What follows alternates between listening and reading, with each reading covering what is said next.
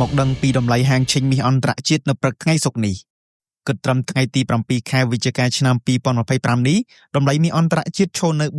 $4,820ក្នុងមួយរំលឹងឬគិតជាខ្នាតអន្តរជាតិស្មើនឹង$4,000ក្នុងមួយអោនតម្លៃមាសមិនមានការប្រែប្រួលខ្លាំងនោះទេនៅក្នុងប៉ុន្មានថ្ងៃនេះបន្ទាប់ពីសម្រុកហក់ឡើងថ្លៃខ្លាំងឥតឈប់ឈរកាលពីពេលកន្លងទៅ